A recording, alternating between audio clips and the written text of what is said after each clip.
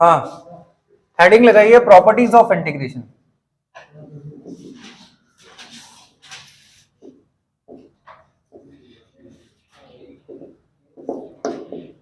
आप चेक करिए। अब प्रॉपर्टीज ऑफ इंटीग्रेशन अपने आप में एक बहुत ही इंपॉर्टेंट टॉपिक है। आप समझ लीजिए कि सीबीएसई बोर्ड के अंदर एक क्वेश्चन जो है वो 3 मार्क्स का, इसके ऊपर मैक्सिमम चांसेस रहते हैं कि गारंटी बोल सकते हैं आप लोग आते ही आता है। प्रॉपर्टी के ऊपर बहुत सारे क्वेश्चन पहले भी पूछे गए, 1 मार्क में भी पूछ लेते हैं, कभी 3 मार्क्स में पूछ लेते हैं। पहले तो 4 मार्क में और 6 मार्क में भी क्वेश्चन, पहले 6 मार्क वाला क्वेश्चन था तो उसमें क्वेश्चन आता था x-1, x-2, x-3, जो आपके मैंने शायद सैंपल पेपर में भी क्वेश्चन दिया था, है ना। तो उस तरह का वो आज हम लोग क्लास में डिस्कस करेंगे उसके बारे में। तो प्रॉपर्टीज ऑफ इंटीग्रेशन क्या है, वैसे देखा जाए तो बहुत आसान है, क्योंकि मेनली 3 प्रॉपर्टीज है। पहला स्प्लिटिंग प्रॉपर्टी, दूसरा इवन ऑड प्रॉपर्टी, और तीसरी प्रॉपर्टी जिसका नाम हम लोगों ने रख रखा है सुपरमैन प्रॉपर्टी। सुपरमैन प्रॉपर्टी इस वजह से हम लोगों ने उसको रख रखा है, क्यों?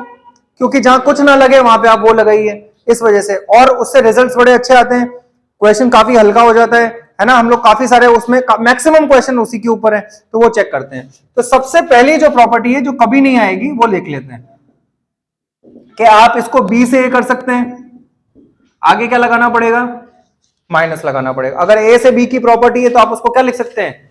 बी से ए लिख सकते हैं, तो आगे माइनस लगाना पड़ेगा। एक बात समझ में आ गई बात?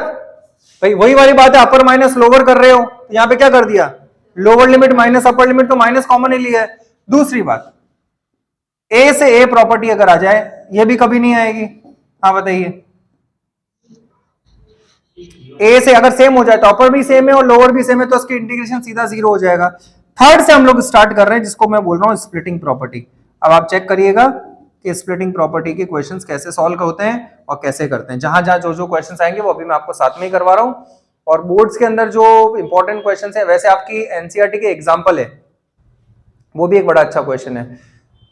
कल भी आपको एक टेस्ट में क्वेश्चन मिला था, sin पाई एक्स लिमिट -1 से ऐसा करके, वो भी अच्छा क्वेश्चन है, आपको पहले भी सॉल्व करवाया गया है वो।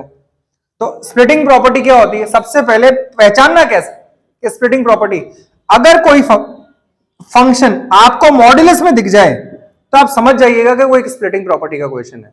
मॉड्यूलस से सब डरता है, इंटीग्रेशन भी डरते हैं, डिफरेंशिएशन भी डरता है, कंटिन्यूटी भी डरते हैं, क्योंकि मॉड्यूलस फंक्शन को सॉल्व करने, याद करने के पॉइंट ऑफ व्यू से समझ लीजिए, मॉड्यूलस फंक्शन को इंटीग्रेट करने से पहले, कंटिन्यूटी प्रूव करने से पहले, या फिर डिफरेंशिएट करने से पहले उसको अलग से ट्रीटमेंट देना पड़ता है।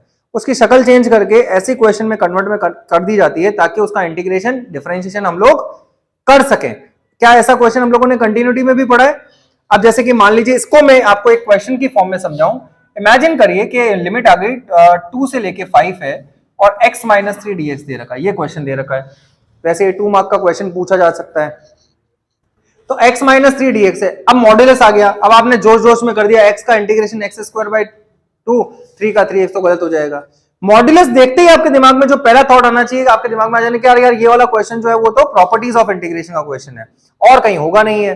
तो आप सबसे पहले क्या करेंगे, x - 3 को इक्वल टू, जो भी देखो प्रोसेस जो है वो समझ लीजिए, फिर भले इसके जैसे 50 क्वेश्चन कर लीजिए, उसमें सब में वही लगना है। जो भी मॉड्यूलस के अंदर दिखे फंक्शन, चाहे उसकी शक्ल कैसी भी है, आप उसको इक्वल टू 0 कर देंगे। जैसे आप 0 करेंगे तो x की वैल्यू कितनी आएगी? अब आप चेक करेंगे 3 क्या है, क्या इन दोनों के बीच का पॉइंट है? अगर बीच का पॉइंट है, इसका मतलब ये वो पॉइंट है जहां पे ये लिमिट टूटेगी, स्प्लिट होगी, इस वजह से इसका नाम क्या रख रखा है? Splitting property. तो लिमिट कैसे स्प्लिट होगी? 2 से जाएगी 3 पे, 3 से जाएगी 5 पे। एक बात, ये पॉइंट और क्या हो सकता है? ये पॉइंट 3 भी हो सकता है, ये पॉइंट 2 भी हो। जैसे मान लो x - 2 होता तो आप x - 2 को क्या करते? 0, और x की वैल्यू कितनी होती? तो क्या 2 पे स्प्लिट होता क्या? आप बोलोगे सर ये 2 पे तो है ही है, तो फिर आप बोलोगे फिर क्या करेंगे? फिर कुछ नहीं करेंगे, सीधा लिमिट क्या लगा देंगे? 2 से 5, और ये मॉड्यूलस हटा के लिख देंगे यहां पे, बस सीधा सीधा काम करेंगे। तब अगर यहां पे क्या होता, मान लीजिए अगर यहां 2 होता तो ये होता कि नहीं होता बताइए?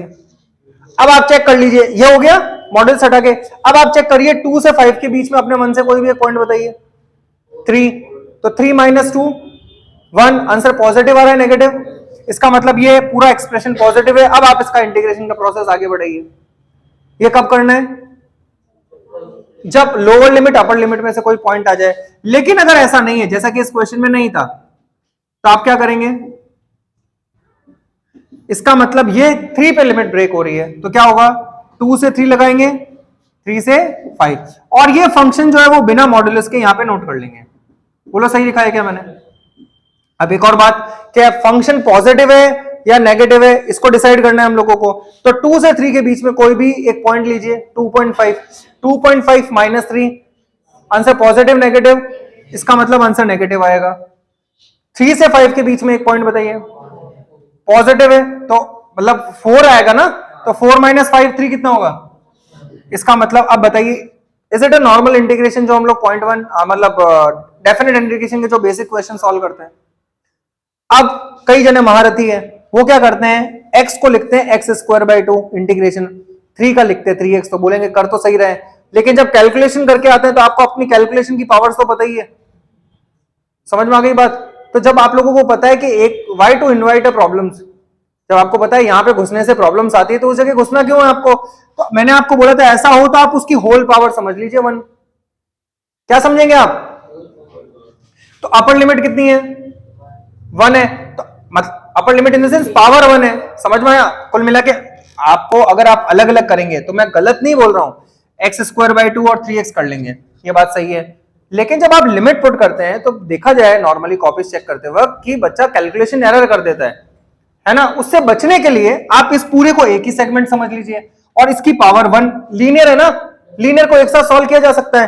तो क्या होगा यहाँ पे, x-3 की पावर 1 + 1 यानी 2/2। बोलो सही लिखा है क्या मैंने? लिमिट कितनी हो जाएगी, 2 से लेके 3 हो जाएगी। कर सकते हैं ना ऐसा? अच्छा मुझे बताइए अगर यहाँ 2x होता तो? अरे हो तो जाता, मुझे ही पता है, चेंज क्या होता आंसर में,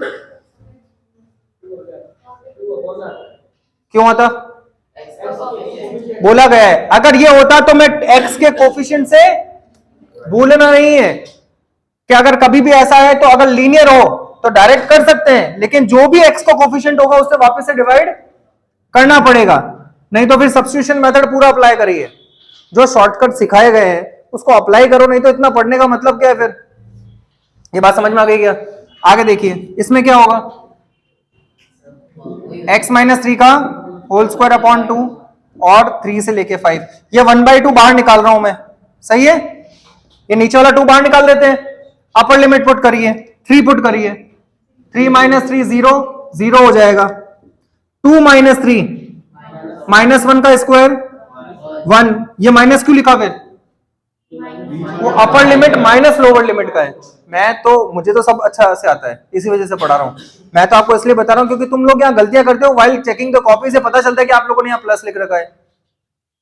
समझ में आ रही है बात? आगे इस 1/2 को बाहर निकालिए, अपर लिमिट 5 - 3 2 का स्क्वायर 4 माइनस लोअर लिमिट 0। अब बताइए कितना होगा, 1/2 प्लस 4/2, आंसर कितना आया, 5/2। अब सीधा आंसर आता है ना, कैलकुलेशन कितना छोटा हो जाता है। और अगर दिमाग में गलतफहमी हो तो x को x²/2 और 3x करके देख लेना, पता चल जाएगा कितना कैलकुलेशन करना पड़ रहा है।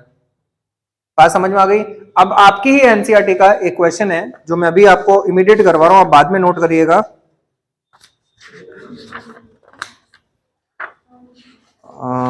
क्वेश्चन नंबर चेक करते हैं एक बार, देखिए। बात नहीं, बिल्कुल बात नहीं। आपकी एनसीईआरटी का एक क्वेश्चन है जो आपको पहले भी इंपॉर्टेंट मार्क करवाया गया है, क्वेश्चन नंबर 31। जब आप देखेंगे 1 से 4 मॉड्यूलस x-1 मॉड्यूलस x-2 और मॉड्यूलस x-3, एक ये क्वेश्चन है। एक क्वेश्चन एक और है जो x³ - x आपकी बुक का एग्जाम्पल है, जहां तक मुझे याद है, ठीक है? कौन सा एग्जाम्पल है आप मुझे एक बार बता दीजिएगा, इसकी लिमिट क्या है वो चेक करनी है हमें। ये एग्जाम्पल नंबर 28 है, न्यू बुक के अकॉर्डिंग, पेज नंबर 276 पे है ना।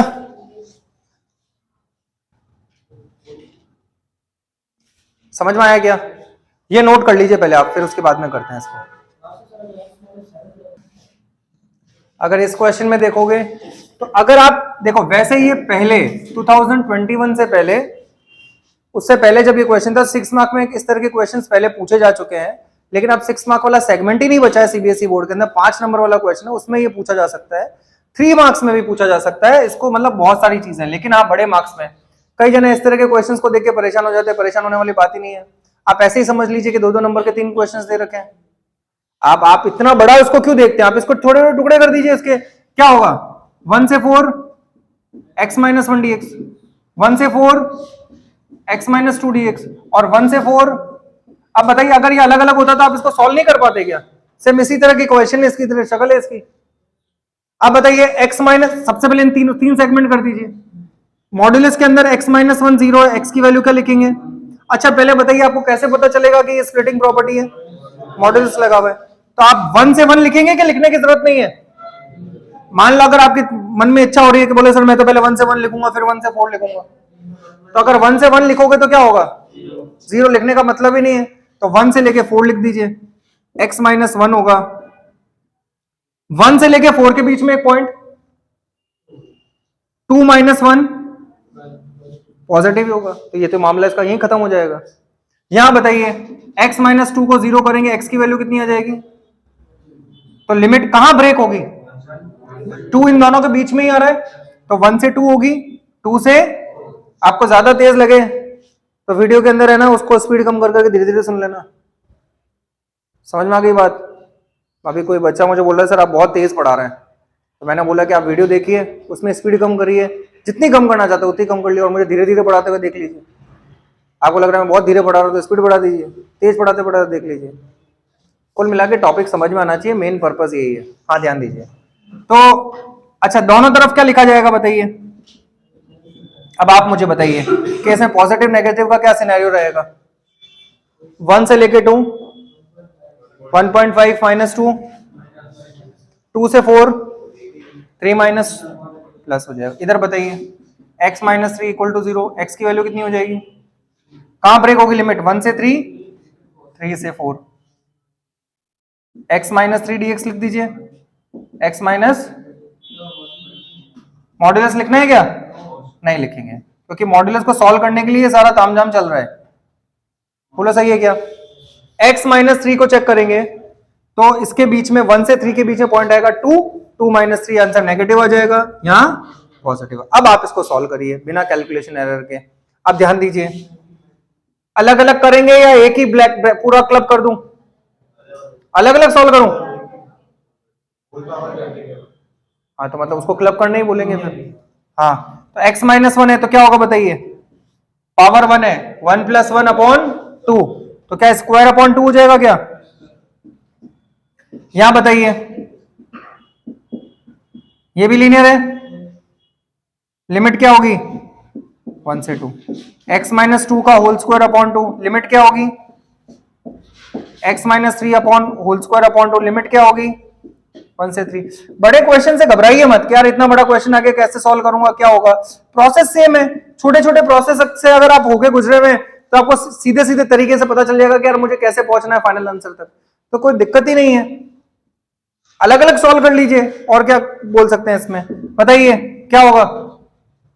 1/2 बाहर निकालू, क्या होगा? अपर लिमिट माइनस 4 पुट करिए, 4 माइनस 1 3, 3 का स्क्वायर 9 माइनस 0। अब आप क्लियरली एकदम अच्छे से बता पाएंगे आंसर।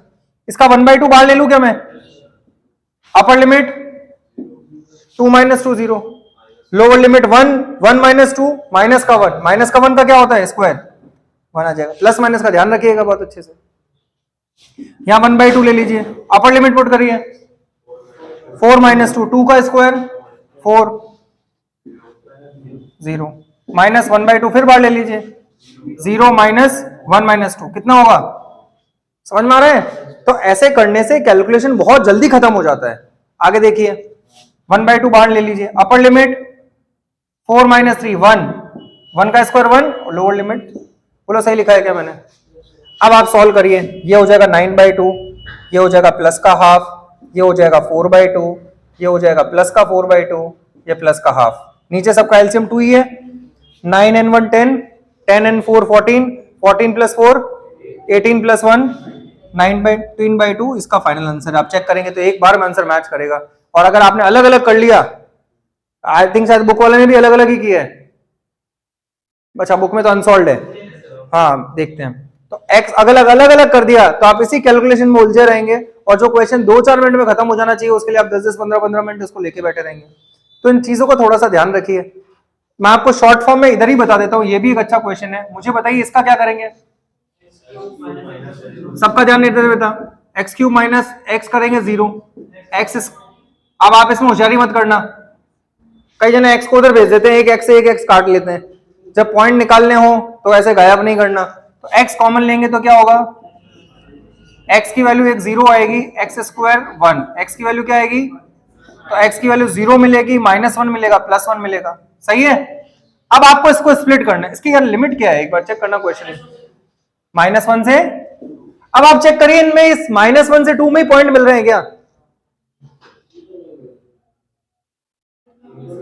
अच्छा मुझे बताइए, पहले तो आप इसको ना अरेंज करके लिख देना, -1 0 और 1। अब ठीक है, क्या -1 से -1 लिखने का कोई फायदा, तो पहला मैं क्या लिखूंगा, -1 से,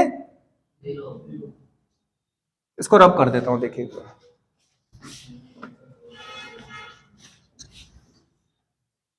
हाँ देखिए यहां पे चेक करिए, सबसे पहले -1 से 0 लिखा जाएगा, फिर 0 से 1 लिखा जाएगा, फिर 1 से क्या लिखा जाएगा, अच्छा बीच में क्या लिखा जाएगा, एक्स क्यूब माइनस एक्स। और समझ में आया क्या। अब बताइए -1 से 0 के बीच में अपने पसंद का एक पॉइंट ले लीजिए, तो -1/2 ले लूं। जब आप -1/2 फुट करेंगे तो क्या ये माइनस का 1/8 आएगा, बोलिए, या -1/2 फुट करेंगे तो क्या होगा, बताइए हाफ बड़ा है क्या 1/8, तो आंसर इसका पॉजिटिव आएगा या नेगेटिव, इसको पॉजिटिव कर लीजिए। 0 से 1 के बीच में एक पॉइंट बताइए, 0.5, हाफ ले लूं, यहां पे 1/8 और माइनस का हाफ, बताइए आंसर पॉजिटिव या नेगेटिव, या नेगेटिव लिख दीजिए। सबसे आसान तरीका बता रहा हूं, 1 से 2 के बीच में बताइए 1.5, उसको क्या बोल सकते हैं 3/2, तो 3/2 का क्यूब कितना होगा, 3 का क्यूब 27, 2 का क्यूब माइनस का 3/2, एलसीएम ले लीजिए 8 आ जाएगा, 27 - 4 12, आंसर क्या आ रहा है पॉजिटिव आएगा। बोलो सही है क्या, गड़बड़ तो नहीं। इसके बाद का इंटीग्रेशन आप जानते हैं, अब इसको मैं अलग अलग ही करना पड़ेगा, क्यों, क्योंकि लीनियर एक्सप्रेशन, क्योंकि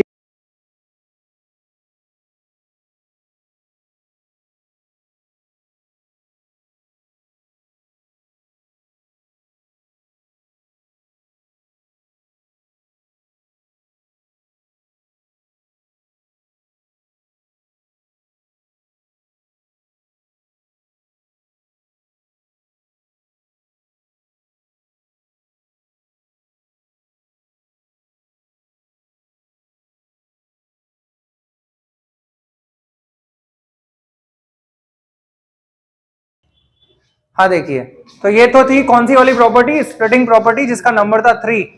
नेक्स्ट प्रॉपर्टी है नंबर 4, सुन लीजिए अच्छे से, जिसको हम लोग बोलते हैं इवन ऑड प्रॉपर्टी। क्या बोलते हैं, क्या होती है इवन ऑड प्रॉपर्टी। सबसे पहले पता कैसे चलेगा कि इवन ऑड लगाना है, तो अब आप ये ध्यान रखेंगे ग्रीन है कि नहीं है, हाँ जी जान लीजिए। तो अगर -a से +a, अब आप थोड़ा सा अच्छे से ध्यान दीजिएगा, -a से +a का मतलब ये है कि अगर आपको ये दिखे -1 से +1, भाई आप, हमें कोई सपना थोड़ी ना आएगा वहां पे बैठ के कि यार इसमें इवन ऑड लग जाएगी, ये तो क्वेश्चन सॉल्व करते करते ऑब्जर्वेशन से ही पता चलेगा। अगर -1 से 1 दिखे, 1 -π/2 से +π/2 दिखे, -π से +π लिखे, -6 से +6 दिखे, तो अच्छा मॉड्यूलस हो तो क्या होगा बताइए, स्प्लिटिंग, कोई डाउट नहीं उसमें, तो फिर कोई डिबेट ही नहीं है। लेकिन अगर ऐसा हो तो सबसे पहला थॉट आपके दिमाग में आना चाहिए, देखो काफी सारे ऐसे क्वेश्चंस हैं जिसके अंदर क्या होता है कि आपको प्रॉपर्टी के लिए बाउंड किया जाता है, आपको प्रॉपर्टी अप्लाई करनी ही है। कुछ ऐसे क्वेश्चंस होते हैं जिसमें प्रॉपर्टी लगाने की जरूरत नहीं होती, लेकिन फिर भी आप प्रॉपर्टी लगा के सॉल्व कर सकते हैं, क्योंकि प्रॉपर्टी से कई बार क्वेश्चन आसान हो जाता है, जैसे भी आपको समझ में आएगा कैसे आसान हो जाता है। तो आप चेक करिए ये चीज है। अब इसमें क्या होता है, इवन ऑड होता क्या है कि जो मान लो फंक्शन है, उस फंक्शन में आप x की जगह -x पुट करेंगे। अगर आप -x पुट करने पर माइनस बाहर आ जाए तो इसका मतलब उस फंक्शन को क्या बोलेंगे, ऑड फंक्शन, जैसा कि होता है sin x में। जैसे fx मान लो आप लोगों के पास में लिखा हुआ है sin x है, आप x की जगह -x पुट कर लीजिए, तो डेफिनेटली माइनस कहां आएगा, अगर बाहर आते ही वो फंक्शन क्या होगा, अब ऑड फंक्शन की स्पेशलिटी ये है कि इसके अंदर इंटीग्रेशन डायरेक्ट जीरो हो जाता है, आपको इसको सॉल्व करने की जरूरत नहीं है। अगर आप इसको सॉल्व भी करेंगे तब भी इसका आंसर क्या आएगा, जीरो। तो आप इसका रेफरेंस दीजिए, भले ही मत दीजिए, आप डायरेक्टली इसका इंटीग्रेशन जीरो कर सकते हैं। ये बात समझ में आई। दूसरे फेज में अगर आप चेक करें कि ऐसा जरूरी नहीं है कि हमेशा माइनस जो है वो बाहर आ ही जाए, हो सकता है कि माइनस वैनिश हो जाए, तो ऐसे फंक्शन को क्या बोलेंगे, इवन फंक्शन बोलेंगे। जैसे कि cos x होता है, fx है cos x, या x स्क्वायर है, इस तरह के। तो अगर माइनस रखेंगे तो ये माइनस खा जाता है ना, ये तो प्लस ऑफ cos x आएगा। तो ऐसे फंक्शन को क्या बोलेंगे, इवन फंक्शन। करेक्ट है। इवन फंक्शन में क्या होता है कि जैसे माइनस ए से प्लस ए है तो उसको आपको क्या लिखेंगे, जीरो से ए कर देंगे। ध्यान रखना, अगर ऑड फंक्शन हो जाए तो इंटीग्रेशन डायरेक्ट जीरो हो जाता है, लेकिन अगर इवन फंक्शन है तो आप पहले तो प्रूव करिए इवन है, माइनस ए से प्लस ए को आप सीधा लिख देंगे जीरो से, और आगे किससे मल्टीप्लाई कर देंगे, टू से। इसमें कोई बहुत बड़ा रॉकेट साइंस नहीं है, हम लोग जो कर रहे हैं, अगर आप इसको डायरेक्टली भी सॉल्व करेंगे तब भी ये ट्वाइस हो जाएगा आंसर के अंदर। आप चेक करेंगे तब आपको पता चल जाएगा इस क्वेश्चन को डायरेक्ट अगर सॉल्व करेंगे। और मान लो fx दे रखा है, तो अब आपको क्या करना है, इसका डायरेक्ट इंटीग्रेशन वैसे ही करना है जैसा इंटीग्रेशन आप लोग हमेशा करते हैं।